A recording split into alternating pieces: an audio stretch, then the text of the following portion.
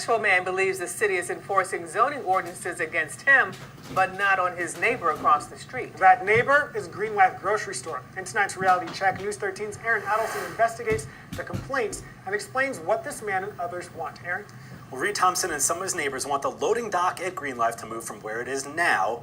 And we're going to show you on a map of what we're talking about. It's on the back side, on the residential Maxwell Street side, whereas most customers enter from the busy Merriman Ave side. And the trucks we've seen also enter from that back Maxwell Street side. But Thompson's fight now also involves short-term rentals. Because a truck sits idle, Reed Thompson will not. Why do I care so much? Yeah, why do you care? Well, I own these properties here. Welcome to Maxwell Street on what he calls a quiet day. There's a delivery truck blocking the sidewalk and a truck blocking traffic. Because of what Reed deals with from his neighbor Green Life, which is owned by Whole Foods, he wants the city to make him whole. 15 years of my life back. Thompson's complaints date back years. Here's proof, 2005. Delivery trucks come at 3, 4 in the morning, and it's frustrating. And he's still frustrated. Why isn't the loading dock on the Merriman Avenue side of the building? Because Reed says he couldn't keep long-term local tenants, in 2013 he turned to Airbnb. Here's a couple checking out right now. Long-term tenants don't want to listen to these trucks every morning. It's hard to hear with the truck going. What's that? What you can't hear is these short-term renters telling Reed he should be able to rent his spot on Airbnb. That's right. No, I agree with you. Thank you for staying with us.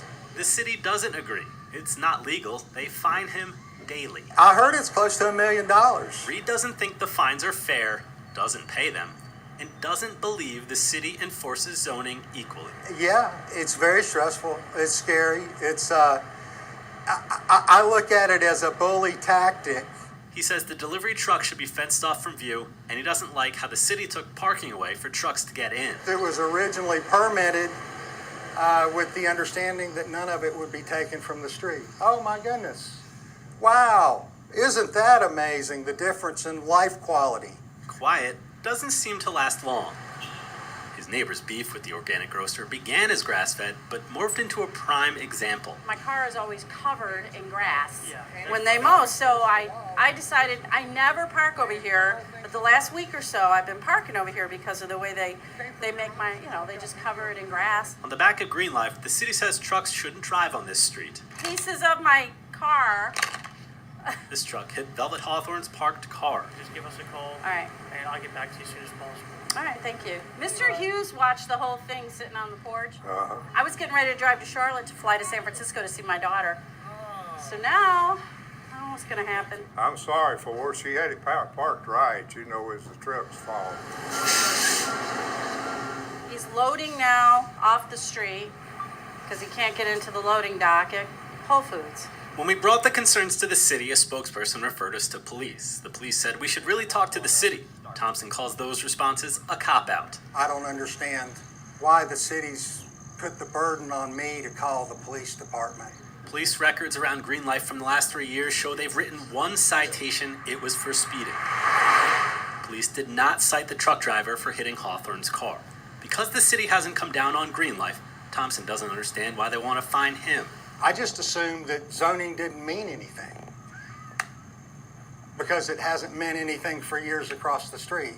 And apparently it does on this side of the street. Thanks again. Thompson recently brought his argument to the Planning and Zoning Commission. Everybody on that street has to live with an open loading area. Planner Joe Minicozy made the argument for him, expecting to lose. Mr. Thompson has been handed a bunch of lemons. I figured out how to make lemonade and they want to take my glass away from me. In a twist, Planning and Zoning approved Thompson's plan for short-term vacation rentals. I was surprised, pleasantly.